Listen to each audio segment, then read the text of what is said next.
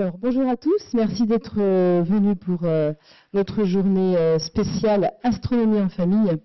Aujourd'hui, samedi 22 avril 2017. Nous avons commencé, comme vous le savez, par une série d'ateliers pédagogiques qui ont fait découvrir aux petits et aux grands les notions scientifiques d'astronomie vulgarisées à travers des ateliers de pratique. Et puis maintenant, nous allons faire la partie théorique où Clément Fillard va nous expliquer, enfin va tenter de nous expliquer les origines de notre univers.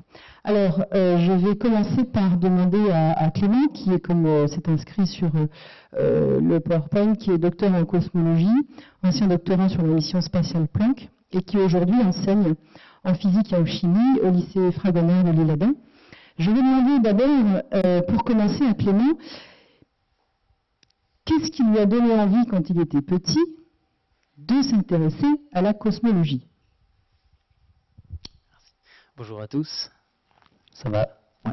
Okay. Alors déjà, je suis ravi d'être là.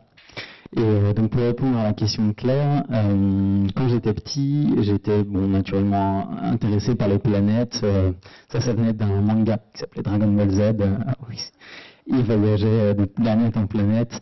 Et c'est ça qui m'a donné envie de comprendre un petit peu. Notamment, il y avait une destruction de planètes dans un des mangas, et j'ai vraiment envie de comprendre comment l'univers se formait, qu'est-ce qui arrivait, et donc les questions sont venues jusqu'à comment l'univers tout entier s'est formé, qu'est-ce que c'est que le Big Bang, on parle de Big Bang, et donc j'ai un petit peu construit mon projet d'étude là-dessus, jusqu'à ma thèse, donc j'évoquerai un petit peu le sujet dans la présentation. Voilà.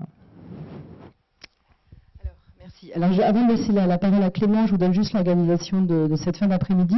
Donc, Clément va nous faire une conférence de 45 minutes à peu près. Nous aurons ensuite maximum une demi-heure de questions-réponses.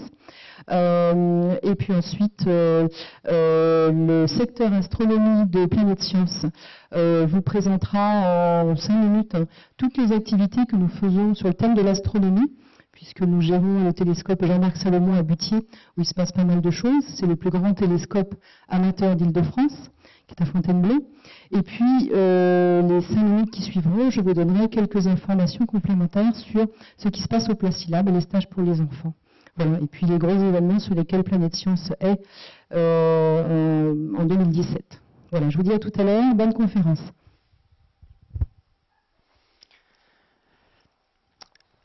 Alors, je vais essayer de tenir les 45 minutes. Si je risque de dépasser un petit peu, mais allez, on va faire vite, on va commencer. Le but de la présentation, c'est d'essayer de vous expliquer un petit peu comment s'est construite la théorie du Big Bang. Tout le monde connaît la théorie du Big Bang, a déjà entendu le mot.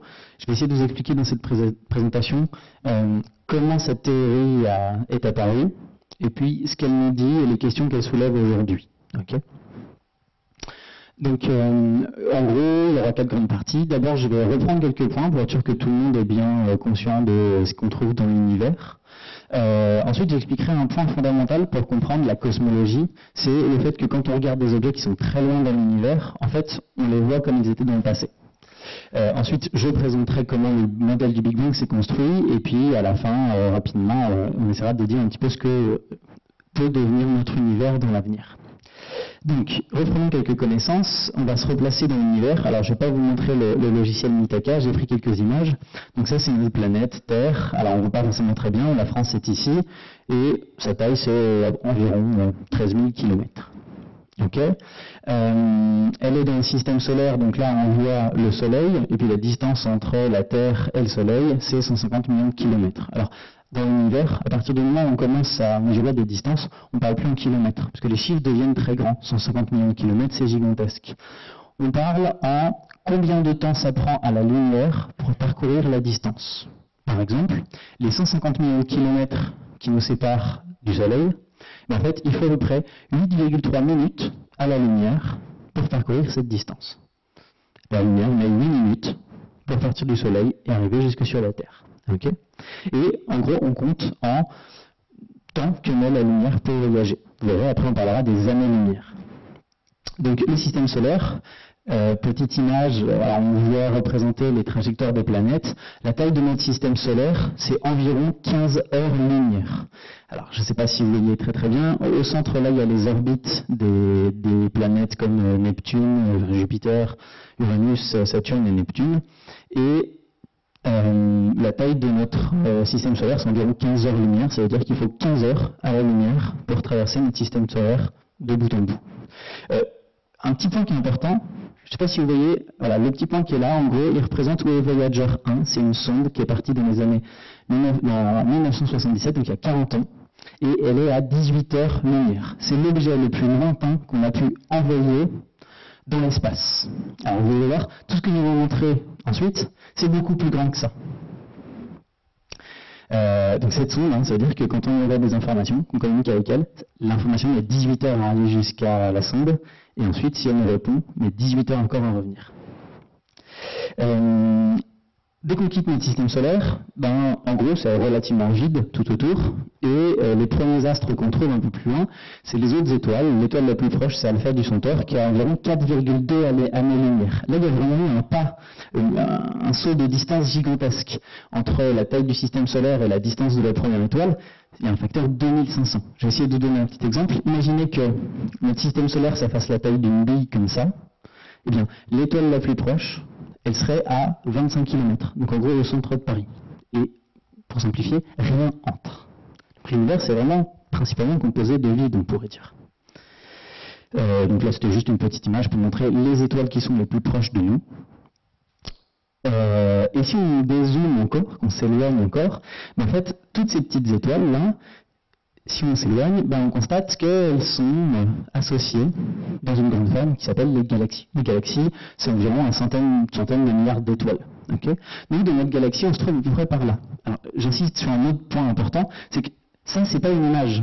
On n'a jamais pu prendre une photo de notre galaxie, on ne l'a jamais vue de l'extérieur. Parce que ça voudrait dire qu'on a pu s'éloigner très très loin et la regarder. Alors je vous ai dit que l'objet le plus lointain qui a réussi à s'éloigner de nous, en gros, il est là, juste à côté de nous. Okay. On ne pourra jamais prendre une photo, en tout cas à l'heure actuelle, on ne peut pas prendre une photo de notre galaxie, on imagine sa forme. Encore une fois, pour vous donner une petite image et vous rendre compte à quel point en fait une galaxie c'est relativement vide, imaginez, si une étoile c'est un grain de sable, ok, je vous ai dit il y a une centaine de milliards de galaxies il y a une centaine de milliards d'étoiles dans notre galaxie, en gros, ça ferait à peu près le nombre de grains de sable qu'il y a dans un gros sac de sable comme ça. Okay. Eh bien, pour avoir une galaxie, qu'est-ce qu'il faudrait? Ces grains de sable, il faudrait les disséminer, en gros, faire une forme de 25 km de long. Donc vous imaginez, vous avez un gros sac de sable, et vous étalez ça avec cette forme-là, et ça vous donne une galaxie. Donc en fait, vous voyez que des grains de sable, ils sont relativement éloignés les uns des autres. Une galaxie, c'est principalement composé de vide. Et sa taille, c'est environ 100 000 années-lumière. Donc là, on est vraiment sur des distances encore plus grandes. Il faut 100 000 ans à la lumière pour traverser notre galaxie.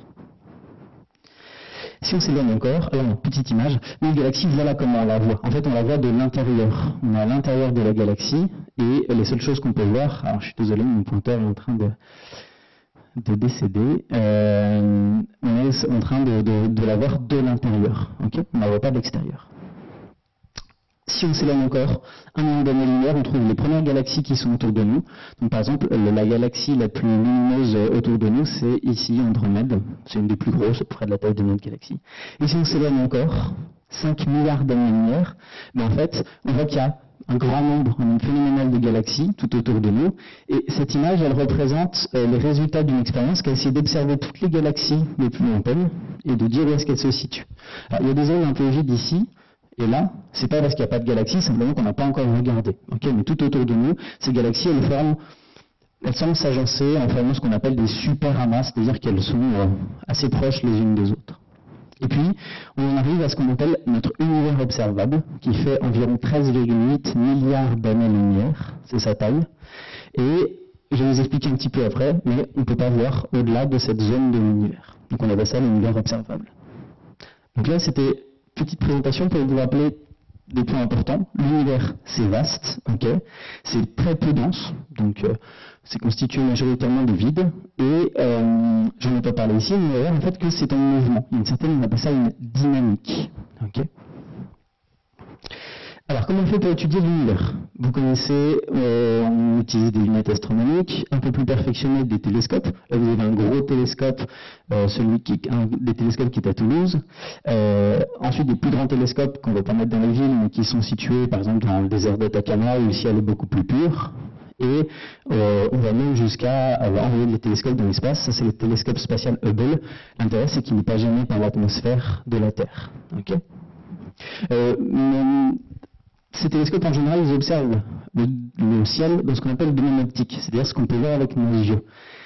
Mais on peut regarder le ciel dans d'autres domaines optiques. Qu'est-ce que c'est que ce schéma? C'est là pour vous présenter ce qu'on appelle le spectre électromagnétique. Alors, vous avez peut-être déjà entendu parler des ultraviolets ou des infrarouges. En fait, les ultraviolets, les infrarouges ou la lumière, c'est la même chose, ce qu'on appelle une onde électromagnétique. C'est simplement que les ultraviolets et les infrarouges, on ne peut pas les voir avec nos yeux. Mais c'est aussi de la lumière. Okay, en fait, cette lumière, elle existe sous plein d'autres formes. Les rayons X, c'est aussi de la lumière qu'on ne peut pas voir avec nos yeux. Les rayons gamma, les micro-ondes, les ondes radio, tout ça, c'est ce qu'on appelle des ondes électromagnétiques. On a, jusqu'à maintenant, plutôt eu l'habitude d'observer notre univers seulement dans le domaine visible, ici. Mais en fait, on peut aussi l'observer avec des caméras qui sont sensibles aux ultraviolets, aux infrarouges ou aux micro-ondes. Ça donne d'autres informations. Je vous donne à quoi ça ressemble quand on regarde notre univers dans les différents domaines. On ne voit pas exactement la même chose partout. Alors, juste pour vous expliquer ce que c'est que ces cartes, voilà la Terre, ici. Okay, la Terre, normalement, il faudrait la représenter sur une sphère. Et pour le représenter facilement, on dit qu'on la projette et ça nous donne cette forme de planisphère ovale ici. Okay, on fait exactement pareil quand on regarde le ciel. Le ciel, c'est une sphère céleste. On devrait représenter ça en 3D par une boule. Et ce qu'on fait, c'est qu'on déplie cette boule et ça nous donne ces formes ovales comme ça. À chaque fois, qu'est-ce qu'on voit au centre? En fait, on voit le plan de notre galaxie. À chaque fois, au centre, là où vous voyez un peu plus de signal, c'est le plan de notre galaxie. Voilà, ça c'est notre univers dans le domaine optique. Quand on regarde notre univers, enfin notre galaxie dans le domaine visible avec nos yeux, on voit ça. Quand on regarde avec une caméra sensible aux infrarouges, on ne voit pas exactement la même chose. Quand on regarde avec des rayons gamma ou des rayons X, on ne voit pas la même chose. C'est très intéressant parce que ça permet de voir des phénomènes différents. Par exemple, les trous noirs vont pas forcément, vont peut-être émettre plus de lumière dans les rayons X que dans le domaine visible. On fait aussi des simulations. Ça, c'est une image qui est une pure simulation. On arrive à simuler ce qui se passerait dans l'univers au fur et à mesure du temps quand la gravitation accrète, c'est-à-dire rassemble la matière. Et puis, on commence à pouvoir faire des expérimentations qui ont un lien avec l'étude de l'univers. Par exemple, au Grand Accélérateur de Particules au CERN, on peut recréer des conditions qui ressembleraient à ce qui se passe au moment du Big Bang. Ok, donc voilà comment on fait pour étudier l'univers. Mais c'est principalement des observations. Et j'aimerais rappeler un dernier petit point. Moi, mon domaine, c'est plutôt la cosmologie. Vous connaissez en général l'astrophysique. Juste pour vous expliquer la différence, même si les deux domaines sont relativement proches. En astrophysique, vous allez étudier ce qu'on appelle des petits corps, c'est-à-dire la planète, les étoiles, éventuellement les galaxies, grand maximum.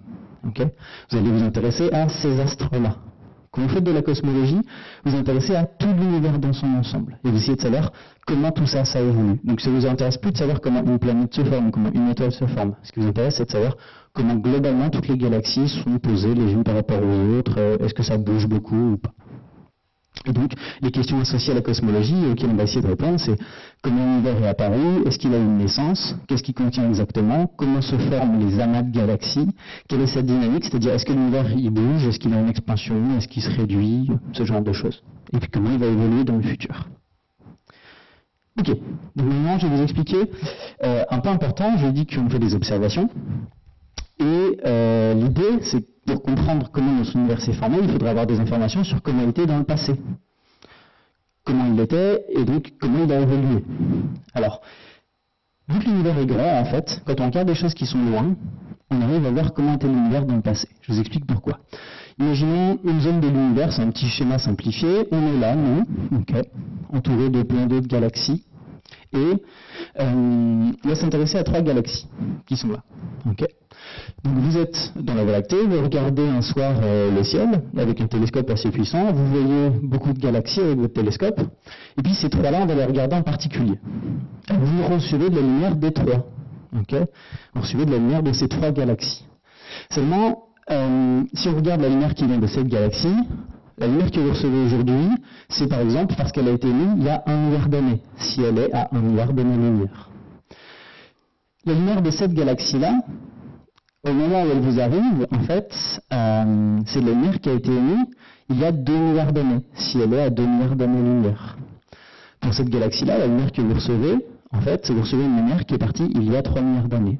Donc quand je reviens ici, si ces galaxies sont à des distances différentes, en fait, vous ne voyez pas les galaxies comme elles sont aujourd'hui. Vous les voyez comme elles étaient dans le passé, et ça dépend de leur distance. Donc par exemple, si vous regardez cette galaxie, vous la voyez telle qu'elle était il y a 3 milliards d'années. Donc plus vous regardez loin dans l'univers, et plus vous voyez l'objet que vous le voyez tel qu'il était dans le passé. Alors c'est pour ça ici d'ailleurs qu'on dit qu'on a ce qu'on appelle un univers observable et qu'on ne peut pas voir l'extérieur de l'univers. On estime que l'âge de l'univers c'est environ 13,7, 13,8 milliards d'années. Ça veut dire que vous ne pouvez pas voir autour de vous plus loin que les galaxies qui sont à 13,7 milliards d'années-lumière. Okay.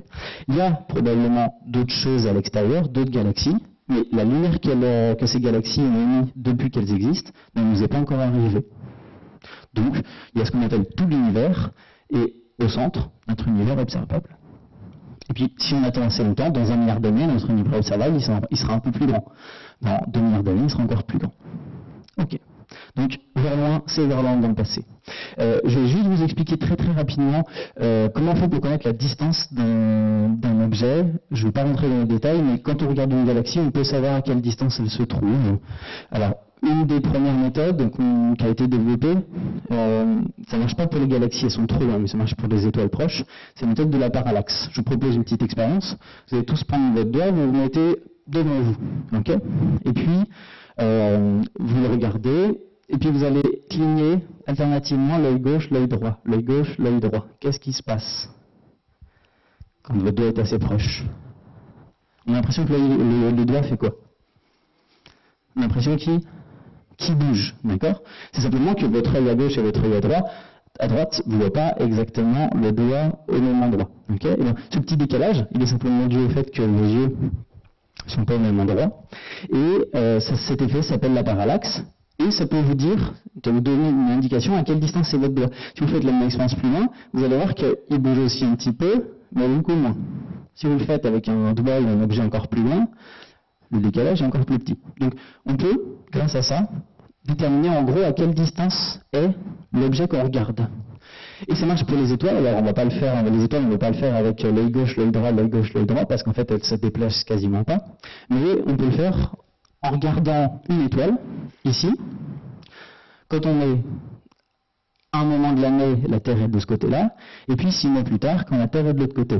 Si vous la voyez se décaler un tout petit peu, grâce à ce décalage, l'angle de décalage, vous connaissez sa distance. Donc ça marche bien pour regarder à quelle distance sont les étoiles dans notre galaxie. C'est plus difficile pour les galaxies parce qu'elles sont beaucoup plus lointaines, comme je vous ai dit. Alors il y a d'autres méthodes, on appelle ça des chandelles standards, je vous explique juste le principe. Imaginez des phares de voiture. Bon, les phares de voiture, on a une petite idée de quelle est leur luminosité normale. Bon, en fonction de si la voiture est loin de vous ou pas, vous allez recevoir plus ou moins de lumière. En fait, grâce à la lumière des phares d'une voiture, vous pouvez estimer à peu près à quelle distance elle est. Okay. Si vous avez beaucoup de lumière, ça veut dire qu'elle est probablement très proche de vous. Si vous voyez un tout petit point lumineux avec peu de lumière, ça veut dire qu'elle est loin. Et en fait, on utilise ça, et ça nous permet de déterminer la distance approximative des objets, des galaxies dans notre univers. Bon. Alors, qu'est-ce que ça va nous apporter tout ça? En fait, c'est des mesures qui nous ont permis en regardant les galaxies lointaines, qui nous ont permis de se rendre compte que notre univers, il n'était pas statique, il n'existait pas depuis toujours, et que quand on s'est rendu compte de ça, ça a donné naissance à ce qu'on appelle le modèle du Big Bang. Alors je vais vous expliquer un petit peu comment il est apparu. Quand on présente le modèle du Big Bang, on présente en général cette image. Cette image, quand on ne connaît pas grand-chose de l'astrophysique, on a du mal à la lire. Donc l'idée, c'est que je vais essayer de vous donner des éléments pour qu'à la fin de la présentation, vous soyez capable de la comprendre. Qu'est-ce qu'elle nous dit? Bon, on a l'impression qu'on voit des galaxies ici. Okay. On a l'impression qu'on voit des particules ici. Là, ça semble être le début de l'univers. Il y a un point d'interrogation. Bon, on va essayer d'expliquer ce que c'est que ça. Avant de commencer, je vais vous expliquer que le modèle du Big Bang, c'est un modèle qui s'est développé pas seulement grâce à une personne, mais comme très souvent en science, plusieurs personnes ont contribué. Donc là, vous avez Einstein et Friedman, quelqu'un de très important qui s'appelle l'abbé Georges Lemaître, qui a proposé le modèle du Big Bang, Hubble, Gamow et deux ingénieurs, Penzias et Wilson. Donc, juste, Friedman et Einstein, eux, ils ont développé les parties théoriques, c'est-à-dire les calculs qui ont permis de développer la théorie du Big Bang. L'abbé Georges Lemaître, lui, c'est lui qui a le premier proposé l'idée que l'univers pouvait avoir eu une naissance. Et puis, les quatre autres, c'est plus des personnes qui ont développé l'idée ou qui ont fait des observations, c'est-à-dire des preuves expérimentales qui ont confirmé l'idée, le modèle proposé par Lemaître. Je vous reparlerai de ces personnes. Donc, c'est l'occasion de rappeler que souvent, la science, c'est un travail d'équipe, de collaboration. Ils ne travaillent pas forcément ensemble, mais on s'appuie sur ce que les autres ont fait avant. Alors, le modèle du Big Bang, en fait, si cette idée s'est développée, c'est il y a principalement trois raisons, trois preuves expérimentales, trois observations qui ont permis de dire, bon, a priori, il y a bien eu un Big Bang. L'expansion de l'univers, la nucléosynthèse primordiale et le fond diffus cosmologique ou rayonnement fossile. C'est des noms très barbares. Moi, je vais vous présenter principalement le premier. Okay, puis on pourra parler du deuxième et du troisième éventuellement pendant les questions. Alors, comment s'est rendu compte que l'univers était en expansion? En gros, il faut revenir dans les années 1915, Einstein publie sa théorie de la relativité générale, et à l'époque, comme depuis assez longtemps en Europe, on pense que l'univers est statique, immobile, qu'il a toujours existé. Okay. Le problème, c'est qu'il y a une série d'observations qu'on n'arrive pas à interpréter. On observe des galaxies lointaines, on observe leur spectre. Je vais vous expliquer ce que c'est. Je vous ai dit tout à l'heure, c'est quand on regarde la lumière des galaxies. Il y a quelque chose de bizarre. Et cette chose bizarre va remettre en question cette idée que l'univers est statique. Alors, pour vous expliquer ça, je vais essayer de vous donner quelques éléments de physique. Je vais essayer de ne perdre personne. La lumière qui nous vient du soleil, on est d'accord pour dire que c'est une lumière qui semble plutôt jaune, blanche. Ok ? Je ne sais pas si vous avez déjà vu, mais en fait, cette lumière blanche, on peut dire qu'elle est composée de toutes les couleurs. En fait, vous l'avez déjà vu, un arc-en-ciel, c'est des gouttes d'eau qui décomposent la lumière blanche du soleil. Il y a d'autres objets qui font ça, pas seulement les gouttes d'eau, mais ce qu'on appelle des prismes. Alors, c'est très très bien de décomposer la lumière de quelque chose, puis ça vous dit de quoi cette lumière est composée.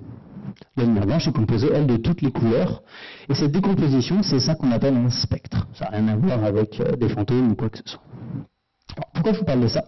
Parce qu'en fait, si on fait pareil pour la lumière qui vient des étoiles, on se rend compte que ce spectre ne contient pas exactement toutes les couleurs, mais, c'est pas très très visible ici, il y a des petits traits. C'est qu'il y a des endroits où certaines couleurs ont été absorbées. Et ça, on a réussi à expliquer ça assez facilement au début du siècle. En fait, ça s'explique par le fait que les atomes, la matière qui compose les étoiles, vont absorber plus ou moins certaines couleurs. Et une fois que vous vous rendez compte de ça, c'est génial. Parce que dès que vous regardez la lumière d'une étoile, et que vous regardez précisément, tiens, est-ce que telle couleur, là, dans le vert, a disparu ou pas? Si elle disparaît, ça veut dire qu'il y a les éléments qui l'absorbent, comme par exemple le fer et le calcium. Si cette couleur-là, au niveau du rouge, on voit pas très bien, le rouge ne ressort pas bien avec le vidéoprojecteur, disparaît, c'est qu'il y a de l'hydrogène. Et c'est génial parce que rien qu'en regardant la lumière d'une étoile, vous pouvez dire, ah ben cette étoile-là, il y a de l'hydrogène, il y a du calcium, il y a du fer. Et vous pouvez même dire, est-ce qu'il y en a beaucoup ou pas beaucoup? Parce que si l'arrêt est très très forte, c'est-à-dire si l'énergie est très absorbée, ça pourrait me dire qu'il y a beaucoup d'hydrogène. Si l'arrêt n'est pas très absorbé, ça veut dire qu'il n'y en a pas beaucoup. Donc c'est très utile pour connaître la composition chimique de la surface d'une étoile.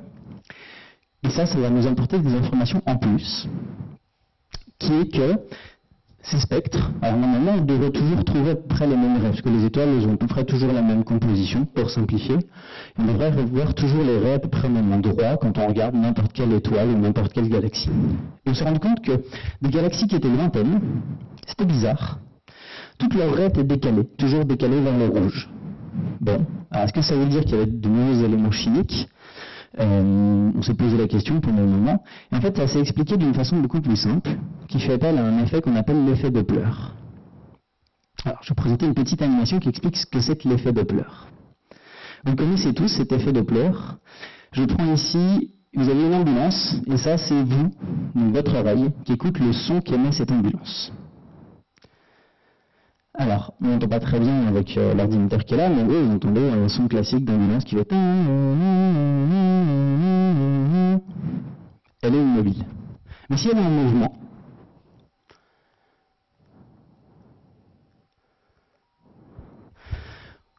je pense que vous avez déjà entendu une ambulance qui passe à côté de vous. Au moment où elle se rapproche, le son est un peu plus aigu. Et une fois qu'elle passe devant vous, et en fait, le mouvement d'un objet par rapport à vous modifie les ondes qu'ils émettent. Ça, c'est l'effet Doppler. Je reviens à la présentation. L'effet Doppler vous dit que si un objet qui est en mouvement, si vous êtes de ce côté-là et que l'objet qui est là s'éloigne de vous, eh bien le son sera plus grave. Si vous êtes de ce côté-là et que l'objet s'approche de vous, le son sera plus aigu. Ça marche pour les sons, mais je vous en parle parce que ça marche aussi pour la lumière. La lumière, c'est aussi une onde électromagnétique. Alors, le problème, c'est que la lumière, ça ne s'entend pas avec les oreilles. Mais ça se détecte avec les yeux, et ce même effet va pouvoir se détecter, c'est-à-dire que si une galaxie, une étoile, se rapproche de vous, par exemple ici, eh bien sa lumière sera légèrement modifiée, tout comme le son est légèrement modifié. Et sa lumière sera un petit peu plus bleue. A l'inverse, si elle s'éloigne de vous, sa lumière sera un petit peu plus rouge. Et ce qu'on voyait, c'est que toutes les galaxies lointaines, elles nous montraient une lumière qui était décalée vers le rouge. Ça semble bizarre, parce que ça aurait voulu dire que toutes les galaxies semblent s'éloigner de nous.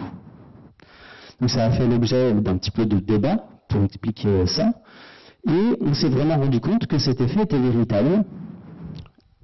La lumière que nous envoient les galaxies se décale vers le rouge, tout simplement parce que toutes les galaxies, en tout cas lointaines, s'éloignent de nous.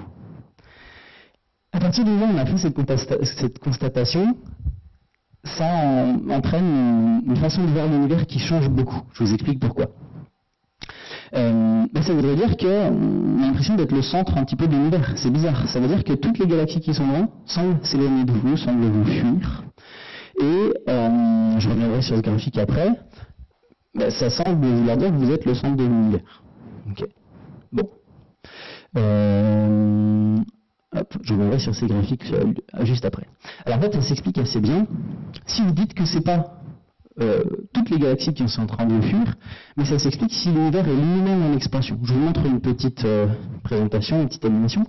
Alors qu'est-ce que j'ai fait là? J'ai essayé de simplifier l'univers en disant, allez, on enlève tous les objets, on va dire que l'univers il y a un quadrillage imaginaire qu'on pourrait mettre, et puis on va dire qu'il y a des galaxies qui sont posées dessus. Alors ça c'est notre galaxie, la Voie lactée, et ça c'est d'autres galaxies qui seraient à côté. Eh bien, si l'univers est en expansion, ça veut dire que c'est le quadrillage lui-même de l'univers qui s'expand. Okay, et donc les galaxies qui sont posées là-dessus s'éloignent de nous, toutes. Vous voyez, au fur et à mesure de l'animation ici, eh bien, les galaxies s'éloignent de nous. Si je vous montre la petite animation en superposant les positions successives des galaxies, ça vous donne quelque chose comme ça. Du coup, vous avez l'impression d'être le centre de l'univers. En réalité, si je prends le point de vue de la galaxie ici, une galaxie voisine, pour elle, regarder si on se place de son point de vue, elle va aussi avoir l'impression que les autres galaxies s'éloignent d'elle. En fait. Donc, cette constatation, le fait que les galaxies nous envoyaient de la lumière qui était plus rouge que ce qu'on attendait, ça veut dire qu'elles s'éloignaient toutes de nous, et ça veut dire que l'univers est en expansion. On est dans les années 1930, et on se rend compte que notre univers qu'on pensait plutôt statique, en fait, il est dynamique, il y a du mouvement, et il y a un mouvement global d'expansion de l'univers. Cette découverte, elle a été attribuée à Hubble. En réalité, l'abbé Lemaitre avait fait quelques observations, et c'est à partir de ces observations qu'il avait fait en premier qu'il avait proposé l'idée d'un Big Bang. Alors, à l'époque, ça ne s'appelait pas le modèle du Big Bang. Il a proposé le nom de modèle de l'atome primitif. Et là, on comprend un peu mieux cette image. Il a dit, bon, si l'univers est en expansion aujourd'hui, et si je rembobine le film, c'est-à-dire que dans le passé, les galaxies étaient beaucoup plus proches les unes des autres. Et si je rembobine encore le film, beaucoup plus proche, il devait probablement y avoir un moment dans l'univers où tout était très condensé, très dense et on dit aussi très chaud. Une sorte de boule très dense, très chaude. Et donc le nom qu'il avait donné pour appeler ça, il a dit l'atome primitif, comme si notre univers était sorti d'un œuf. Alors je veux dire que tous ces termes ne sont pas très scientifiques, je reviendrai dessus juste après. Et ce que nous dit l'expansion de l'univers, quand vous constatez que l'univers est en expansion, ça veut dire que dans le passé, l'univers était plus dense et plus chaud. En fait, il n'y a que ça qu'on peut dire. La théorie du Big Bang, elle vous dit que ça. Elle vous dit que l'univers dans le passé était plus dense, plus chaud. Elle ne vous dit pas forcément s'il y a une naissance. Je vais revenir dessus juste après. Donc l'idée des physiciens, c'est de dire, bon, on sait que l'univers est en expansion aujourd'hui, donc essayons de rembobiner le film de l'univers pour voir jusqu'où on peut remonter. Jusqu'où on peut expliquer le passé de l'univers. Et on sait qu'on peut observer l'univers loin, donc on peut voir l'univers comme il était dans le passé, jusqu'où on peut observer ça. En gros, à l'heure actuelle, on est capable de prédire ce qui s'est passé dans l'univers jusqu'à quelques minutes après le Big Bang. Mais on n'est pas capable de remonter avant, je vais vous expliquer. Là, c'est un petit calcul que je passe très très rapidement, c'est pas forcément le plus intéressant pour revenir dessus après. Je vous ai dit que le nom du modèle, c'était d'abord le modèle de l'atome primitif. Le nom du modèle du Big Bang, c'est une petite anecdote rigolote. Si ça s'appelle Big Bang, c'est à cause d'un autre scientifique qui s'appelle Fred Hoyle. Et en fait, ce scientifique, lui, défendait un modèle différent. Pour lui, l'univers n'était pas du tout en expansion, c'était pas possible qu'il y ait une naissance à l'univers, l'univers a toujours existé, et il proposait d'autres façons d'expliquer ça. Et il travaillait, il faisait des petites émissions à la BBC en 1949, un petit peu pour dénigrer le modèle du Big Bang. Et bien, c'est lui qui a inventé ce mot Big Bang, vraiment pour essayer de se moquer de ce modèle. Alors, manque de pour lui, le mot a beaucoup plu, ça a aidé à populariser cette idée, et le nom est resté. Donc, en voulant essayer de détruire cette idée d'un Big Bang pour l'univers, en fait, il a aidé à populariser ce modèle. Mais ce mot, il est mal choisi, d'accord? Parce que quand on imagine le Big Bang, on imagine qu'il y a une explosion initiale. C'est pas le cas. La seule chose qu'on peut dire, c'est que on ne sait pas s'il y a une naissance à l'univers. En fait, on n'arrive pas à remonter jusque-là, mais on peut dire que dans le passé, notre univers était plus chaud, et qu'à partir de ce moment-là qu'on peut décrire, on sait qu'il est en expansion. Donc on a l'impression que c'est une sorte d'explosion, mais ce n'est pas le cas du tout. Aujourd'hui, donc, on estime avec les dernières mesures que l'âge de l'univers il est d'environ 13,8 milliards d'années-lumière. Encore une fois, on ne sait pas s'il a une naissance, mais on peut juste dire que on est capable de remonter dans le passé de l'univers jusqu'à il y a 13,7 milliards d'années, 13,8 milliards d'années. On ne peut pas dire ce qu'il y a avant. Donc on ne sait pas s'il y a vraiment eu un Big Bang. Donc encore une fois, ce graphique, il est à prendre avec des pincettes, et la seule chose qu'on peut dire, c'est jusqu'où est-ce qu'on peut remonter, jusqu'où on peut comprendre notre univers en essayant de se rapprocher d'éventuellement sa naissance. Peut-être qu'il y a quelque chose d'autre avant, mais on ne sait pas. Donc, si vous devez parler correctement, quand on essaye de dire voilà ce qui s'est passé 3 minutes après le Big Bang, c'est pas correct de dire ça, on devrait dire voilà ce qui s'est passé il y a 13,8 milliards d'années, moins 3 minutes. Ou dire voilà ce qui s'est passé 3 minutes après l'instant le plus ancien auquel on est capable de remonter avec nos connaissances actuelles. Okay. J'aimerais vraiment insister là-dessus parce que dans la tête des gens, c'est vraiment établi que pouf, il y a eu un Big Bang, il y a eu une naissance de l'univers. Non, on ne sait pas en réalité. Donc je vous ai dit, c'est un univers plus dense, plus chaud, et notamment si vous poussez le raisonnement en disant que dans le passé l'univers est plus dense et plus chaud, à cette époque-là, donc c'est-à-dire l'époque de il y a 13,8 milliards d'années moins 3 minutes, les galaxies n'existaient pas encore à cette époque-là. Il faut imaginer l'univers comme une grosse soupe de particules, très dense, très chaud. Vous avez des protons, des électrons, des neutrons, c'est les particules qui composent les atomes qui sont là. Alors je vous parle de ça parce qu'un des deuxièmes arguments qui permet de confirmer ce modèle du Big Bang, c'est ce qu'on appelle la nucléosynthèse primordiale. En fait, quand vous faites des calculs en disant ok, si l'univers était plus dense, plus chaud dans le passé, alors ça veut dire qu'il y a dû y avoir des atomes qui se sont formés à ce moment-là. Et vous pouvez par les calculs dire, normalement il doit y avoir tant d'hydrogène, tant d'hélium, il doit y avoir tant d'éléments dans l'univers. Et quand vous faites des observations, vous voyez que ça colle. Vous avez une deuxième preuve, complètement différente de l'expansion de l'univers, qui vous dit, oui, ça veut dire que dans le passé l'univers était plus dense et plus chaud. J'en parle pas plus de cette preuve-là, elle est un peu plus compliquée. Et puis la troisième preuve, qu'est-ce que ça a été? Ça a été la détection d'un rayonnement qu'on appelle le rayonnement fossile. Je vous explique rapidement. Si votre univers dans le passé est beaucoup plus dense, c'est un peu comme si l'univers était une sorte de brouillard très très dense. Je ne sais pas si vous êtes déjà retrouvé dans du brouillard. Dans le brouillard très dense, en fait, on ne peut pas voir à travers. On dit que on est dans une atmosphère opaque. Okay, on n'arrive pas à voir très très loin devant nous. Mais avec l'expansion de l'univers, cet univers qui était très dense, en fait, il s'est dilaté. Alors d'une part, il s'est refroidi, mais il s'est aussi dilué. Et c'est-à-dire qu'il y a un moment où l'univers, avant, il était transparent, il était opaque, et ensuite, il est devenu tellement dilué qu'il est devenu transparent. La lumière, en gros, pouvait se propager tranquillement dans l'univers à cause de l'expansion. Et alors, cette petite période-là, ça a laissé une trace qu'on peut détecter aujourd'hui. Pourquoi? Parce que, en gros, avant, la lumière était piégée dans cette soupe de particules. Après, l'univers est tellement dilué que la lumière peut se propager comme elle veut dans l'univers. Et en fait, ce moment où on passe d'un état à l'autre, eh bien, cette lumière, elle donne encore tout l'univers. On appelle ça rayonnement fossile parce que si on détecte cette lumière, on a une information de comment était l'univers à ce moment-là. Donc, une sorte d'ancienne image de cet ancien univers.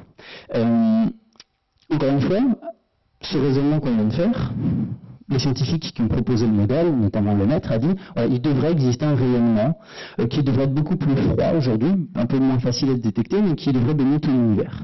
Et en 1965, des ingénieurs qui cherchaient pas du tout ce rayonnement le détectent. C'est Penzias et Wilson, ils travaillaient pour le laboratoire Bell. Donc là, c'est encore une anecdote assez rigolote, c'est que eux ne cherchaient absolument pas ce rayonnement. Et alors en parallèle, il y avait des scientifiques qui avaient commencé à développer des appareils pour essayer de détecter ce rayonnement. Ça faisait une petite quinzaine d'années qu'on se disait oui, il doit y avoir ce rayonnement fossile qui est une trace du Big Bang, qu'ils cherchaient à côté, qu'ils commençaient à mettre en place leur expérience, et eux, ils bossaient sur quelque chose qui n'avait rien à voir, c'était les télécommunications, et ils détectaient un signal qui ne comprenait pas d'où il venait, quelle que soit la direction dans laquelle ils regardaient dans le ciel, ils détectaient ce rayonnement, et en fait, ils ont trouvé ce rayonnement fossile avant les scientifiques qui le cherchaient. Cette petite antenne, regardez, qu'est-ce que vous voyez ici? Vous voyez qu'il y a une petite roue, ça permettait de la tourner dans tous les sens, comme ça, et puis une autre petite roue ici, qui permettait de l'incliner. Je fais la petite anecdote, ils ne comprenaient pas d'où venait ce rayonnement, ils sont même allés jusqu'à gratter les fientes d'oiseaux qu'il y avait sur l'antenne en se disant c'est peut-être des perturbations, ce signal qu'on détecte c'est un faux signal, ça vient des fils électriques. Et au bout d'un moment, ne comprenant pas d'où ça venait, ils ont demandé à des gens, d'autres scientifiques à côté qui leur ont dit mais si, en fait c'est rayonnement fossile de l'univers qu'on cherche déjà depuis un petit moment. D'ailleurs ils ont eu le prix Nobel pour ça. Donc voilà ce qu'ils voient. Quand ils voient l'univers, alors c'est pas du tout vert, ça n'a pas une couleur verte. Je vous ai dit, quand on regarde l'univers, on peut le regarder dans des domaines pour lesquels on ne voit pas avec nos yeux. Ici on est typiquement dans ce qu'on appelle le domaine micro-ondes. Et quand on regarde, on a un rayonnement qui est plutôt isotrope, c'est-à-dire que ce rayonnement fossile il vient de partout dans l'univers. Au centre, on voit le rayonnement de notre galaxie, elle nous met un petit peu plus. Ok. Je vais passer un petit peu plus vite là-dessus. Je vais juste vous dire que ce rayonnement, il n'est pas parfaitement homogène. En réalité, il y a certains endroits de l'espace, quand vous regardez, il y a un petit peu plus de rayonnement. Puis d'autres zones de l'espace où il y en a un petit peu moins. Alors, en réalité, ça veut plutôt dire que le rayonnement, il vient de zones de l'espace où il faisait un petit peu plus chaud, d'autres zones où il faisait un petit peu plus froid. Notamment, les zones où il fait un petit peu plus chaud, c'est qu'à ces endroits-là, il y a plus de densité de matière. C'est-à-dire que la matière était un petit peu plus condensée. Et c'est d'ailleurs dans ces zones-là où, avec le temps, la gravitation va rassembler de la matière et c'est dans ces zones-là que vous formez la galaxie. Donc en fait, dans ce rayonnement fossile, vous avez une trace des zones de l'univers où les galaxies dans le futur vont se former. Alors, moi j'ai travaillé sur une mission spatiale qui observait ce rayonnement fossile. Et juste pour vous donner une petite image, donc 1992, c'est le premier satellite qui observe ce qu'on appelle ces inhomogénéités. En 2003, il y a un satellite plus précis. Et puis, en 2009, le satellite Planck sur lequel j'ai travaillé faisait des mesures encore plus précises de ce rayonnement fossile. Et donc, pour vous donner une petite image, c'est que d'année en année, on améliorait ce qu'on appelle la résolution. On avait des images de plus en plus précises de ce rayonnement. Même chose, je vais aller un petit peu vite parce que je crois que je commence à dépasser mon temps. Je vais juste vous parler de cette mission, c'est celle que je connais un peu mieux, sur laquelle j'ai travaillé. Il faut imaginer que des missions spatiales comme ça, qui observent ce rayonnement, elles mettent beaucoup de temps à se lancer. Le début, les années où on a commencé à penser à cette mission, c'est 1992. Okay, c'est une mission de l'Agence spatiale européenne. 92, les premiers bonhommes qui commencent à se dire, bon, il faudrait qu'on construise un satellite qu'on enverra dans l'espace pour mesurer ce rayonnement fossile. Bon, comment on va le construire? Qu'est-ce qu'il faut comme appareil? Qu'est-ce qu'il faut comme détecteur? Quasiment 20 ans plus tard, vous avez son lancement, en 2009. Petite image du lancement ici à Kourou. Alors mon directeur de thèse, lui, il avait eu la chance de pouvoir aller directement sur place à Kourou pour voir le lancement. Moi et un camarade, les petits thésards, on était quand même invités au centre spatial du CNES à Paris. Et il y a un petit peu de stress quand le décompte 10, 9, 8, 7, 6, 5, 4, 3, 2, 1 commence et que votre satellite, il est en train de partir. J'espère que la fusée ne va pas exploser. Ça, c'est le satellite. Bon, à quoi il ressemble? On voit un homme, donc ça vous donne une petite idée de sa taille. Et puis ce satellite, qu'est-ce qu'il fait? Il vient dans l'espace, et en fait, c'est pas une sorte d'appareil photo. Ce satellite, vous l'emmenez pas très très loin de la Terre, hein, pas besoin d'aller loin dans l'univers. Qu'est-ce qu'il fait? Il va juste regarder partout dans toutes les directions de l'univers pour essayer d'observer ce rayonnement. Il tourne sur lui-même, et donc je vous ai dit, il ne fait pas une photo, il ne voit pas une grosse zone de l'univers, il voit dans une seule direction, mais vu qu'il tourne sur lui-même, en fait, il voit des cercles de l'univers, puis ensuite il tourne dans une autre direction, voilà. Il tourne sur lui-même, donc il observe l'univers dans différentes directions, et si vous attendez assez longtemps, il se met à la fin à observer toute la voûte céleste et à voir tout ce rayonnement fossile dans toutes les directions. Je ne sais pas si c'est très très visible, mais au fond, on voit en fait qu'avec le temps, il faut à peu près 6 mois, il arrive à observer toute la voûte céleste. Et puis après, c'est ce que je vous ai dit tout à l'heure, notre univers, quand on le regarde, en fait, on le voit à l'intérieur d'une sphère, et puis vous, par procédé numérique, vous le dépliez et ça vous donne une petite idée de à quoi il ressemble. Ok. Donc pour revenir juste là-dessus, je voulais juste vous dire que le troisième argument qui a été en faveur de l'évolution de l'univers, enfin de la théorie du Big Bang, c'était le fait qu'il y avait un rayonnement fossile qui était une trace de ce Big Bang et qu'on détecte très bien. Donc si je reprends maintenant ce petit schéma pour essayer d'expliquer l'évolution de l'univers, je vous ai dit, un Big Bang, on ne sait pas si on a un. Okay, la seule chose qu'on peut dire, c'est, voilà, on essaie de remonter dans le passé, jusqu'où on est capable de remonter dans le passé, jusqu'où on est capable de dire, voilà, on comprend ce qui se passe dans l'univers. En fait, on est capable de remonter jusqu'à quelques secondes avant un éventuel Big Bang, mais on ne sait pas s'il a lieu. On sait que dans le passé, l'univers, ça serait une soupe de particules, on appelle ça un plasma de quark et de gluons, avec une température qui est très très très très très élevée. Et puis je vous ai dit, notre univers est en expansion, même dès le début, et donc cette expansion va avoir tendance à le refroidir, et au bout d'un certain temps, ces particules, les quarks et les gluons, vont commencer à s'accrocher, ça va former ce qu'on appelle les noyaux, enfin, les protons et les neutrons qui forment les noyaux des atomes. Les électrons vont venir s'accrocher à ça, ça formera les atomes. Et puis, beaucoup plus tard dans le passé, environ 380 000 ans après le Big Bang, ça c'est ce que j'ai appelé le découplage, c'est le moment dont je vous parlais où l'univers dans le passé était très opaque, et d'un coup il devient plutôt transparent, relativement vide. Okay, et c'est là qu'il y a l'émission de ce rayonnement fossile. Et puis, si vous attendez encore quelques années, toute cette matière qui au début était une soupe de particules, aux endroits où c'est un peu plus dense, la gravitation va faire son travail, va rassembler la matière, et c'est à ces endroits-là de l'univers où les galaxies vont commencer à se former doucement, puis les étoiles vont se former dans les galaxies. Et nous, on voit notre univers aujourd'hui avec des galaxies maintenant qui sont formées, et globalement l'expansion qui est toujours là. Ce schéma il est un petit peu trompeur, juste pour que ce soit bien clair pour vous. Il est très très zoomé sur les premières années éventuelle de l'univers, d'accord? Là, il se passe 12,8 milliards d'années, et en gros, il n'y a que les galaxies qui se forment, et auparavant, ici, il n'y a pas de galaxie qui est encore formée, et vous avez cette soupe de particules qui refroidit, qui petit à petit commence par gravitation à former des galaxies. Ok, donc voilà ce qu'on sait sur la naissance de notre univers. En tout cas, voilà ce qu'on sait sur le passé de notre univers. On ne sait pas s'il y a une naissance. Maintenant, la question qui se pose, c'est comment il va évoluer à l'avenir? Que va-t-il devenir? Okay. Quel scénario? Alors ça, c'est le sujet de recherche très important aujourd'hui. C'est de dire, bon, comment notre univers va évoluer? Plusieurs possibilités. Notre univers est en expansion. Bon, l'expansion pourrait éventuellement s'arrêter et voire s'inverser. Ça peut sembler bizarre de dire ça. En fait, c'est pas si bizarre que ça. Pourquoi? Parce que votre univers, il est fait de matière. Okay, Je vais vous expliquer un petit peu ces graphiques juste après. Notre univers, il est fait de matière, et une galaxie, même si elle est loin des autres, il y a une force de gravitation qui les attire entre elles. Donc cette force de gravitation, elle devrait avoir tendance à attirer les galaxies les unes vers les autres. Bon, il y a une expansion initiale, donc une sorte d'inertie, mais normalement, la gravitation devrait s'opposer à ça. Et s'il y a assez de matière dans l'univers, si la gravitation est plus forte que l'expansion, au bout d'un moment, si on attend assez longtemps, l'expansion devrait s'arrêter et l'univers devrait se recontracter. Donc on se retrouvait dans une sorte de scénario où nous on est en là, à l'heure actuelle, il y a l'expansion encore de l'univers, et puis d'ici quelques milliards d'années, l'univers devrait se recontracter. Ça, c'est si la gravitation est plus forte que l'expansion. En gros, s'il y a assez de matière dans l'univers. Okay, on ne sait pas encore si c'est le cas, mais c'est un scénario possible. Et dans ce cas-là, ça donne lieu à ce qu'on appelle un Big Crunch, où en gros, vous auriez une sorte de Big Bang à l'envers.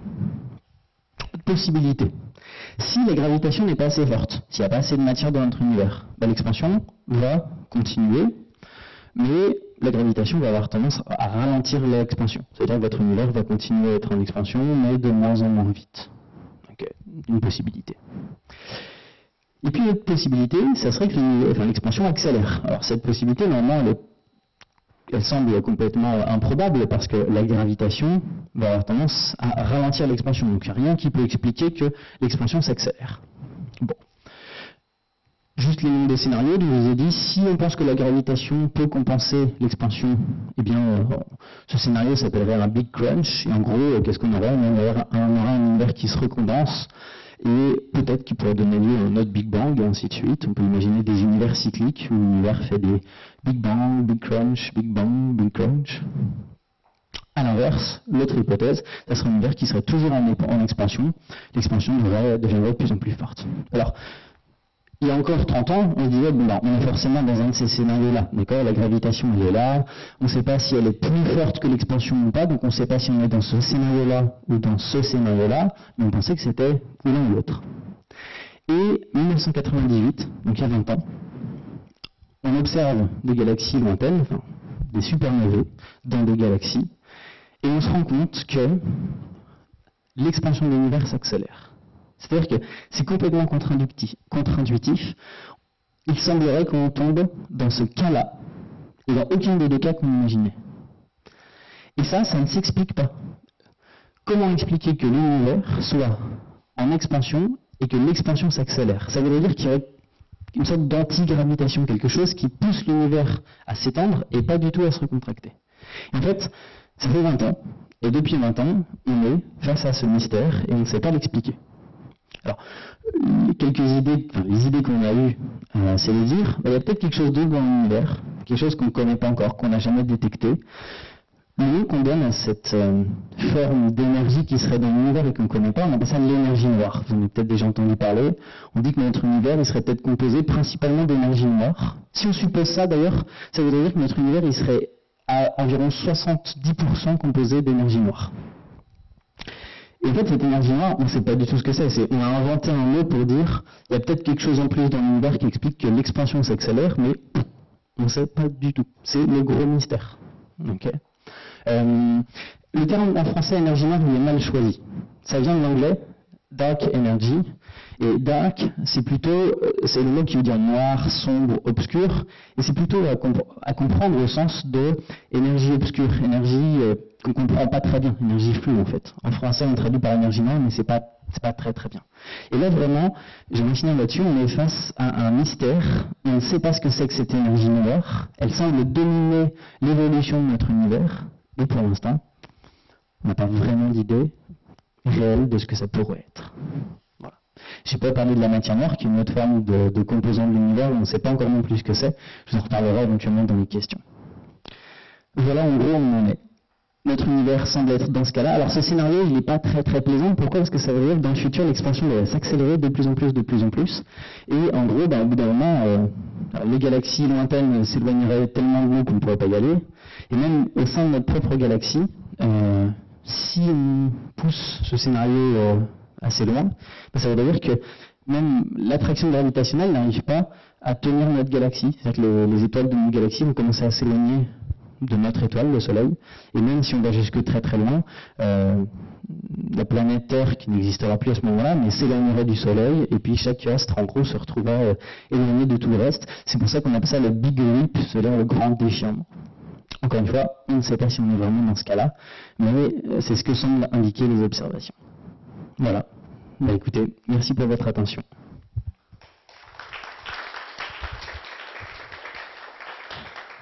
J'espère que j'ai réussi à rendre ça un peu compréhensible, notamment pour les plus petits. Merci beaucoup Clément pour cette conférence passionnante. Je ne sais pas pour vous, mais pour ma part, je n'ai pas décroché une minute, tellement c'était bien expliqué et les schémas étaient clairs. Alors merci beaucoup parce que c'était quand même un sacré pari. Et surtout, tu nous as donné envie d'aller plus loin, d'essayer de comprendre du coup.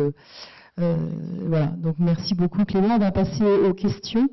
On a une petite demi-heure devant nous. Quelqu'un a-t-il une question pour Clément? Ils sont tous scotchés. Si, Samy a une question. Bonjour Samy, on est de la même famille puisque je suis aussi astrophysicien, enfin pas cosmologue mais astrophysicien. Donc j'étudie notre étoile, tant qu'à faire, c'est une source de vie. Une remarque et une question. Concernant la remarque, est-ce que tu peux préciser un peu l'historique et un peu l'aspect accidentel de la découverte de la matière noire et de cette femme qui est à l'origine de ça? Et ma question c'est qu'est-ce qu'on peut envisager par rapport aux modèles qui sont faits de simulation sur ce que pourrait être autour de la théorie des cordes, qui est comme ça qu'on l'appelle, quelque chose qui essaie de donner une vision un peu plus lointaine, un peu plus, on va dire, probabiliste de ce que seraient les différents univers et non pas un seul univers. Voilà. Alors, il y a deux choses que j'ai pas du tout abordées dans la présentation. C'est que, on s'imagine que donc, dans notre univers, il y aurait deux choses qu'on ne connaît pas, deux composants en plus dans l'univers qui seraient l'énergie noire et la matière noire. Ces deux formes d'énergie ou de matière, je vous ai dit, on les appelle noires au sens où on ne sait pas bien ce que c'est. Alors, la matière noire, c'est une forme de matière, on imagine qu'elle existe dans notre univers, on ne l'a jamais détectée. La seule chose qu'on a pu détecter, c'est ses effets indirects. Je vous explique rapidement. S'il y a de la matière quelque part dans l'univers, on peut sentir normalement son effet gravitationnel.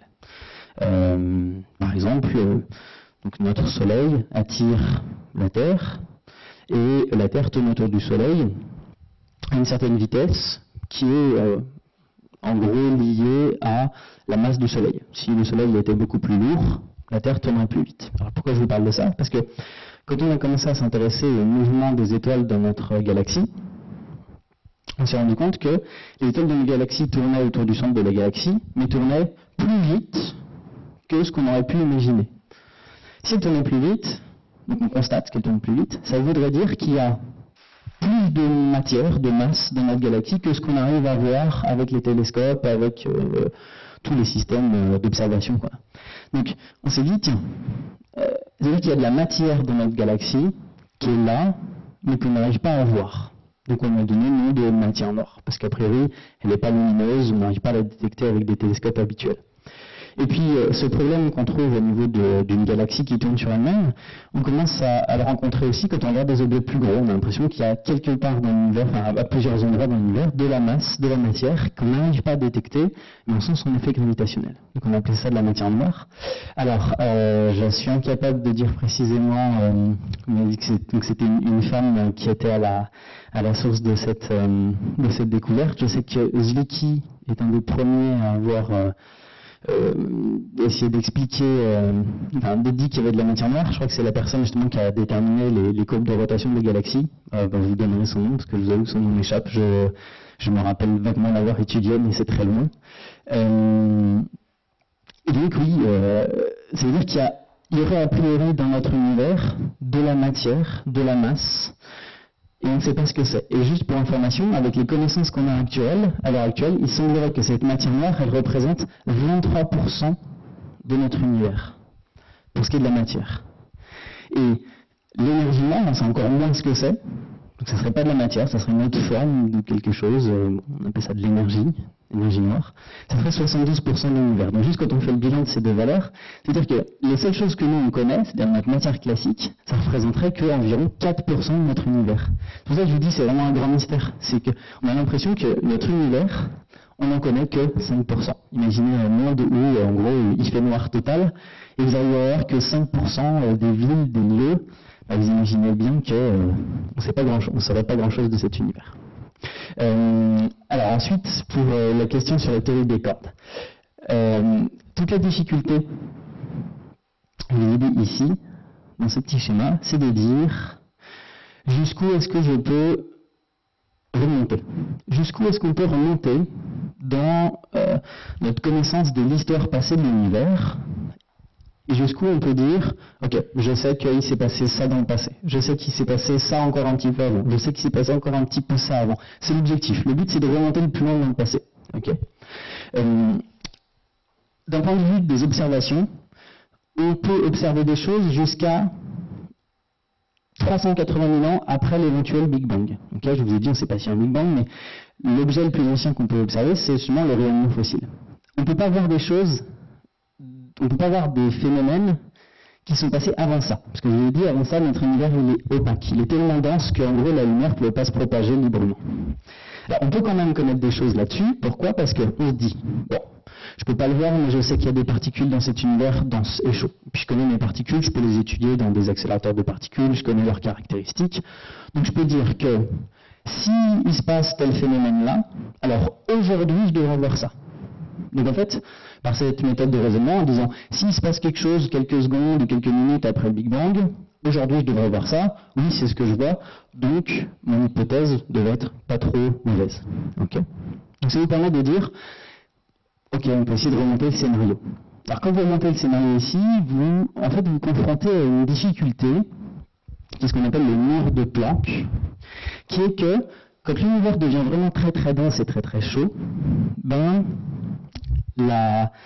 les phénomènes de la gravité, de gravitation, et les phénomènes qui sont décrits en physique des particules qui viennent de la mécanique quantique, eh bien ces phénomènes-là commencent à être aussi importants les uns que les autres, et ni la gravitation ni la mécanique quantique n'arrivent à décrire correctement les choses. C'est-à-dire que, en gros, vous vous retrouvez à être bloqué, on appelle ça une mur de Planck simplement parce que vous savez que la gravitation n'est plus valable, comme on la connaît, et la mécanique quantique n'est pas suffisamment valable non plus. Donc, ce qu'on cherche à l'heure actuelle, c'est de dire, est-ce qu'on ne pourrait pas trouver une théorie qui mélange les deux, la gravitation et toutes nos connaissances de mécanique quantique de l'infiniment petit. Si on arrive à créer une théorie qui est valable en incluant les deux, on serait éventuellement capable de dire, voilà ce qui peut se passer à ce moment-là de l'univers, et éventuellement de revenir en arrière. Mais là, on est limité par nos connaissances théoriques. Et donc, on a des idées quand même pour essayer de rassembler les théories de la gravitation et la mécanique quantique. En fait, il y a plusieurs théories. Donc la théorie des cordes, la théorie des gravités quantiques à boucle. Donc c'est toutes des théories qui se basent sur, on pourrait dire des idées un peu farfelues, pas tellement. Si vous voulez pouvoir essayer d'expliquer toutes ces forces, toutes ces interactions ensemble, vous devez imaginer qu'il y a des dimensions supplémentaires de notre univers qu'on n'arrive pas à voir. C'est le cas notamment en théorie des cordes. Et si ces théories sont vraies, ça veut dire que les particules sont un nombre de vibrations de petites cordes et qu'en fonction de comment est la vibration de la corde, eh bien, vous pouvez. En fait, notre univers serait fait de petites cordes, et en fonction de la vibration de ces cordes, ça représenterait les différents types de matière, les différentes particules. Je ne vais pas rentrer plus dans le détail que ça, parce que notamment je suis pas assez spécialiste, ça m'intéresse, mais pouvoir l'expliquer et de le vulgariser, moi j'avoue que je ne suis pas capable. Mais je vous invite à aller regarder des choses. Quand même en ouvrant les guillemets, attention, tout ça c'est des trucs théoriques. Encore une fois, je sais que quand j'ai l'habitude de discuter avec des gens, ils disent mais si c'est la théorie des cordes, c'est juste. Non, c'est purement une théorie. À l'heure actuelle, on ne sait pas si c'est vrai, valable ou pas. Et ça restera une théorie tant qu'ils disent pas, Ok, si la théorie des cordes est valable, voilà, vous devriez pouvoir observer ça, vous devriez pouvoir observer ça. Si ça se confirme, alors on dirait que la théorie des cordes semble plutôt correcte. Voilà. J'ai pris un peu de temps pour répondre à la question. Merci Clément. J'ai une autre question qui, moi, me travaille depuis quelque temps. Je suis passionné d'astronomie, mais je ne suis pas du tout de formation scientifique. Et je suis suffisamment âgé pour, comme tu l'as dit tout à l'heure, avoir connu l'époque où on a changé de regard sur le destin de l'univers. On est passé d'un schéma où on pensait que le schéma futur c'était le Big Crunch, donc en gros la victoire de la gravitation contre l'expansion. Et on a changé, on a effectivement à ce moment-là considéré depuis que c'était plutôt le schéma d'accélération grandissante qui était le plus plausible. Et donc on a vu apparaître les notions d'énergie noire et de matière noire. Et moi la réflexion que je me suis faite à cette époque-là, en tant que non-scientifique de formation, c'est que je me suis dit, quand j'ai entendu parler des gens qui disaient mais donc en fait l'univers existant est à plus de 90% constitué de choses qu'on ne voit pas, qu'on n'a jamais observées, un peu vulgairement je me suis dit mais on se moque de moi. C'est-à-dire qu'en fait j'ai en face de moi des scientifiques qui veulent sauver leurs équations et qui pour sauver leurs équations inventent un truc qu'ils n'ont jamais vu, dont ils ne sont pas capables d'apporter la preuve de l'existence. Donc plutôt que de dire la théorie de la relativité générale d'Einstein, qui est le soubassement de tout ça, n'est pas bonne, il faut réviser la théorie de la relativité générale, plutôt qu'essayer de faire ça, on invente, entre guillemets bien sûr, la matière noire et l'énergie noire pour sauver les équations et la relativité générale. Et je me souviens d'un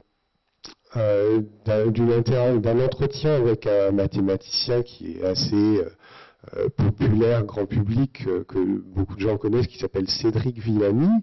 Et alors, pas de la manière dont je la raconte, mais sur un autre plan, il exprimait à titre personnel ses interrogations un petit peu du même ordre en disant je suis prêt à croire à la matière noire et à l'énergie noire, mais je ne crois que ce que je vois et j'attends la preuve. Donc je voulais avoir un petit peu ton sentiment sur ce débat. Alors, je ne sais pas si c'est un débat qui traverse le milieu scientifique ou c'est une question de profane comme je le suis moi, je ne sais pas. Alors, la question qui vient d'être posée, là, c'est vraiment une question qui est en plein, enfin, qui est quand même une question qui fait débat dans la communauté scientifique. Donc juste pour reprendre la question, c'est, je ne sais pas si j'ai été assez clair là-dessus, mais dans ces scénarios d'univers, on dit notre univers est en expansion, et normalement il n'y a rien qui devrait expliquer que l'univers, son expansion s'accélère. Okay, je vous ai dit, la seule chose qu'on connaît de notre univers, c'est qu'il y a de la matière de temps, et la gravité devrait avoir tendance au contraire à le décélérer. Et quand on observe la dynamique, l'évolution de l'univers, on voit qu'elle s'accélère. Donc là, on est face à une contradiction. On se dit, les faits semblent contraires à tout ce qu'on connaît. Donc, pour expliquer cette expansion, on se dit, peut-être que on ne connaît pas tout de notre univers. Peut-être que il n'y a pas que de la matière dans l'univers, il y a autre chose, et c'est autre chose qu'on ne connaît pas, qu'on ne détecte pas. On a dit, ça s'appellerait de l'énergie noire et de la matière noire, principalement de l'énergie noire. Mais c'est purement une idée théorique à ce niveau-là. Donc, c'est clair qu'il ne faut pas se dire, oui, l'énergie noire, ça existe, et on va la chercher. Enfin, certains se disent ça en disant, ok, je suppose que l'énergie noire existe, je vais essayer de voir quelles propriétés, quelles caractéristiques elle aurait, est-ce que je peux la détecter. Donc, à ce moment-là, je vous dis, il y a 20 ans, quand on a détecté l'accélération de l'univers, tous les théoriciens se sont dit, mais c'est génial. Enfin, ça ouvre une façon quand même de voir le monde différent. Ça vous dit, peut-être que dans notre univers, il y a des choses qu'on ne connaît pas, l'énergie noire. En fait, l'énergie noire, c'est un nom pour dire autre chose qui existe peut-être et qu'on n'a pas encore détecté. Donc là, tout le monde cherche, on cherche des particules, on cherche des trucs nouveaux, on essaie d'inventer d'un point de vue théorique des choses qui pourraient expliquer cette expansion.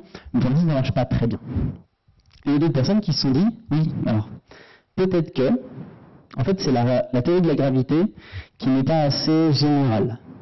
Parce qu'en fait, tout ça, ça suppose que la théorie de la relativité d'Einstein est bien juste à 100%, valable, s'applique dans tout l'univers. Or, on ne sait pas. La théorie de la relativité générale d'Einstein, on l'a testée en gros au niveau de notre système solaire. On a regardé des astres dans notre système solaire, on a regardé au niveau éventuellement des galaxies, enfin, des étoiles qui se forment.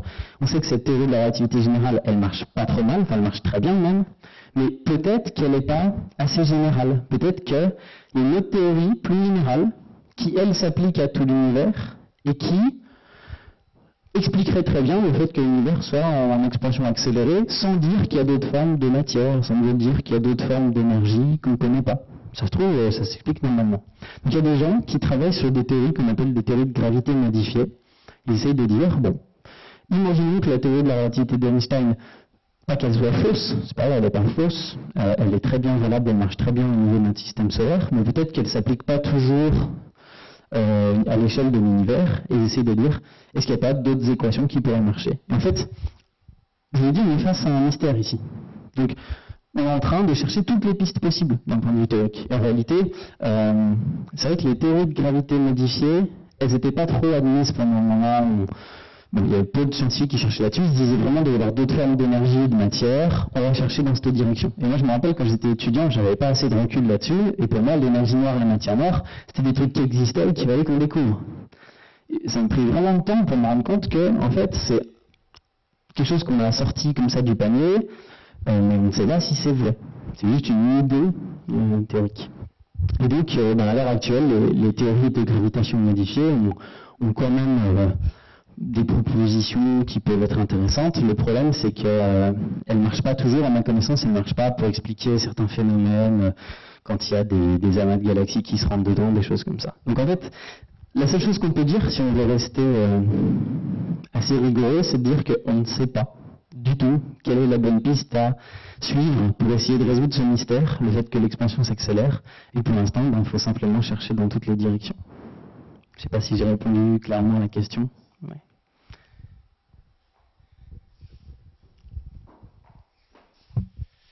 Alors, donc là, on se retrouve devant ce problème où on doit trouver des nouvelles particules qui vont constituer l'énergie noire et la matière noire. Peut-être, ou alors ça va être une solution totalement différente, comme une amélioration des théories d'Einstein. Mais en fait, j'ai l'impression que essayer de trouver quelque chose qui pourrait prendre du coup la place de l'énergie noire et des matières noires, découvrir quelque chose qu'on n'a pas encore découvert, j'ai l'impression que c'est un peu comme à une autre époque, on avait inventé l'éther pour pouvoir décrire les ondes électromagnétiques et trouver quelque chose dans lequel elles pouvaient se déplacer. Et en fait, peu de temps après, on s'est rendu compte que l'éther était totalement inexistant et que du coup, à partir de là, on a commencé à découvrir la mécanique quantique. Est-ce que, du coup, cette énergie noire et cette matière noire pourraient aboutir sur le fait qu'on se rende compte que c'est absolument inexistant et qu'on découvre une théorie scientifique encore plus révolutionnaire que l'ont été la relativité générale et la mécanique quantique? Oui, tout à fait, c'est un petit peu la réponse qui était donnée là, c'est que, voilà, il y a plusieurs pistes, et alors, dans la question, il fait référence à l'éther, je ne sais pas si vous connaissez, on imaginait au début du siècle que, donc on savait que la lumière se propageait dans l'univers, ok, et au début du siècle, dans les années 1800, on imagine que pour qu'une onde se propage, il faut qu'il y ait un milieu, il faut qu'il y ait quelque chose dans lequel elle puisse se propager. Okay. L'exemple typique, c'est le son. Le son peut se propager à partir du moment où il y a de la matière, où il y a de l'air, ou même dans un mur solide, mais il faut qu'il y ait quelque chose qui puisse permettre la transmission de cette onde. Et on se disait que pour la lumière, c'était pareil. Vu que c'était une onde, on appelait ça des ondes lumineuses, et ben il devait y avoir de la matière, et on appelait ça, cette matière, l'éther. C'était purement théorique. On imaginait qu'il y avait cette matière-là, on cherchait son existence, un petit peu comme ici. Donc le parallèle, il est tout à fait juste. Et puis, on a fait des expériences à la fin des années 1800, et on s'est rendu compte que non, il n'y avait pas de milieu matériel, donc l'éther a priori n'existait pas, et un peu plus tard, la notion de théorie, la notion de champ, en théorie quantique des champs, est venue réexpliquer le fait que la lumière puisse se propager dans le vide. Bah oui, on est vraiment typiquement dans la même situation là. En fait, on est face à un phénomène qu'on n'explique pas. Avec les connaissances qu'on a à l'heure actuelle, on n'arrive pas à les expliquer. Donc, vous avez des connaissances, elles ne marchent pas trop bien. La théorie de la relativité générale, elle explique très bien tout ce qu'on connaît, quasiment. Et vous vous retrouvez à faire des observations, à constater des faits qui ne collent pas. Donc, ou bien vous pouvez choisir de dire je refuse ces faits, ils sont peut-être faux, mais ça serait pas très scientifique. Ou alors le point de vue scientifique, c'est de dire ok, est-ce que nos observations sont vraiment valables? Donc on les répète, on les vérifie, on les teste. Okay, parfois c'est des observations qui sont pas justes ou qui sont faussées. Donc on vérifie les observations se confirment. Bon, ça veut dire que là, on n'arrive pas à expliquer ça, il faut vraiment faire évoluer notre façon de voir le monde d'un point de vue modèle, d'un point de vue théorie. Et oui,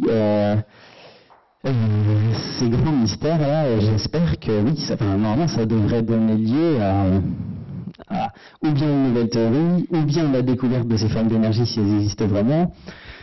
Je peux pas vous dire en fait, parce qu'on ne sait pas.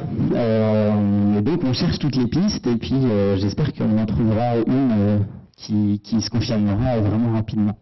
Donc la réponse...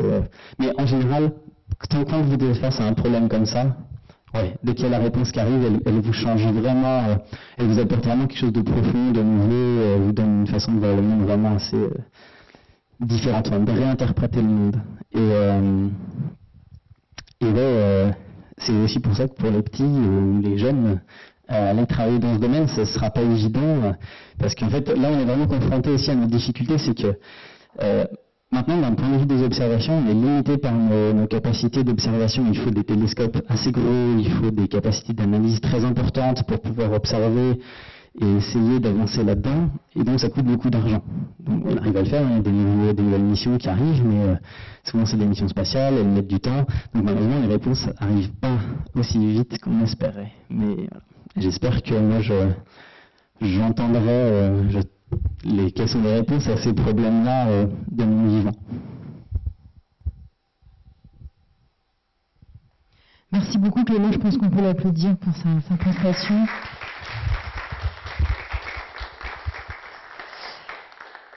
Alors, on est parti un petit peu loin, mais on va revenir à des ateliers pratiques dont va vous parler Valentin, le président du secteur astro de Planète Science. Et puis comme ça peut-être que ça vous a donné envie aujourd'hui de continuer à découvrir un petit peu tout ça. Donc je vous passe la parole. Donc rebonjour, je m'appelle Valentin, je vais vous dire juste en quelques mots ce que fait le secteur astronomie de l'association Planète Science. Donc nous avons organisé aujourd'hui avec vous une première journée au Placilab de Planète Science sur la thématique de l'astronomie. Vous avez vu un certain nombre de choses que nous faisons de jour. Mais évidemment, nous faisons aussi de l'astronomie plus souvent de nuit. Évidemment, pour regarder les étoiles, c'est le mieux. Et on a plusieurs occasions pour le faire. On a ce qu'on appelle les formations 1, 2 et 3 étoiles, c'est-à-dire des formations de différents niveaux pour apprendre à faire de l'astronomie pour tous les âges. La première étoile, c'est les formations débutants. Deuxième étoile, c'est se perfectionner un petit peu. Et troisième étoile, c'est commencer à faire de la photographie en astronomie. Donc ça, c'est des formations sur des durées courtes, d'une journée ou de 2 journées. On a aussi, au secteur astronomie de Planète Science, la possibilité d'utiliser un grand télescope sous coupole au sud de l'île de France, en lisière de la forêt de Fontainebleau. Donc à partir de l'automne prochain, nous allons recommencer un cycle de week-end rencontres astronomie, 4 fois par an, 1 fois par saison. Ça commence le vendredi soir, ça se termine le dimanche. Et vous avez donc à ce moment-là la possibilité d'utiliser avec nous le plus grand télescope ouvert au public en Île-de-France. Donc un grand télescope de 60 cm de diamètre, sous coupole, qui fait de très belles photos de galaxies, dans un cadre magnifique, celui de la forêt de Fontainebleau. Et donc ça, c'est le deuxième type d'événement. Le troisième type d'événement, c'est une campagne astronomie de 10 jours que nous faisons cette année au mois de juillet, entre le 23 et le 30 juillet, à Saint-Julien-d'Anse, en Haute-Loire, en Auvergne.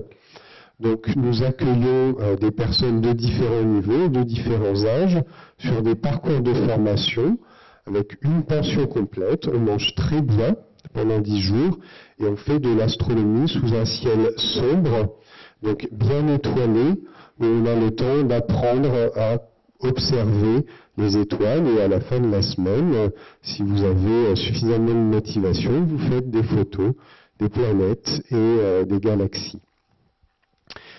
Donc voilà les différentes choses que nous faisons au secteur astronomie. Et comme nous nous adressons aux jeunes, nous avons évidemment des programmes scolaires, c'est-à-dire que nous proposons aux équipes pédagogiques en Île-de-France et à partir de l'année prochaine aussi dans les autres régions, des programmes pédagogiques en astronomie sur quelques jours ou sur quelques mois pour que les enseignants avec leurs élèves apprennent à faire de l'astronomie par eux-mêmes et à mener un projet du début jusqu'à la fin. Donc si un de ces projets-là vous dit, soit la campagne astro, soit les stages 1, 2, 3 étoiles, soit les week-ends rencontres astronomie dans la forêt de Fontainebleau, vous venez me voir tout à l'heure, vous laissez vos coordonnées, ou alors vous laissez vos coordonnées à l'accueil, et vous serez recontacté pour qu'on puisse vous donner le planning des prochains rendez-vous. Voilà. Des questions ? Merci Valentin, apparemment tu as été très complet. Donc moi je vais aller très très vite maintenant, juste pour vous tenir informé qu'on organise du 25 au 28 mai la Coupe de France de robotique. On recherche encore des bénévoles, donc n'hésitez pas à rentrer en contact avec nous. Planète Science à Rissorangis. On organise le C-Space avec le CNES du 15 au 22 juillet. C'est un événement aussi extrêmement intéressant où on lance des fusées, des capteurs, toutes sortes de choses extrêmement intéressantes et souvent au résultat de projets longs faits par des jeunes. Ensuite, vous avez pu voir à l'accueil la plaquette du Placilab qui couvre la période de mai à août. Cette période inclut tous les stages que nous proposons ici pour les enfants durant les vacances scolaires à partir de 8 ans. Et nous proposons aussi des stages pour les adultes. Et je précise que nous renouvelons l'expérience de créer ces cosmétiques et produits d'entretien naturel, puisque pour le premier atelier a eu beaucoup de succès. Donc nous refaisons une deuxième édition cette année, le 6 mai. Et puis nous fabriquons aussi des drones, puisque c'est un département qui est en train de se développer chez Planète Science. Nous lançons cette année notre premier concours drone. Pareil, si vous voulez plus d'informations, vous appelez Planète Science. Je tiens à remercier les équipes, évidemment, qui ont rendu cette journée possible, les équipes d'astronomie, Valentin, Alain, tous les bénévoles de l'astro. Il faut savoir que sans eux, cette journée n'aurait pas été possible. Je remercie aussi tous les bénévoles du Placilab qui vous ont gentiment renseigné tout à l'heure sur l'atelier numérique, les outils qui sont à disposition dans notre Fab Lab. Si vous souhaitez être tenu au courant de nos prochains événements, alors le prochain événement de ce type sera sur le thème de l'eau, ressources précieuses, le 10 juin, samedi 10 juin. Je vous recommande très vivement de laisser vos coordonnées à l'accueil sur le PC, comme ça nous vous enverrons un email avec toutes les informations liées à cette journée. Et puis bien sûr, n'oubliez pas d'adhérer à Planète Science. Ça coûte 20 €, c'est pour 1 an. Vous avez le petit papier à l'accueil et nous serons très contents de pouvoir continuer à vous tenir informés de tout ce que l'on fait. Merci encore d'être venus et puis bon début de soirée. Au revoir.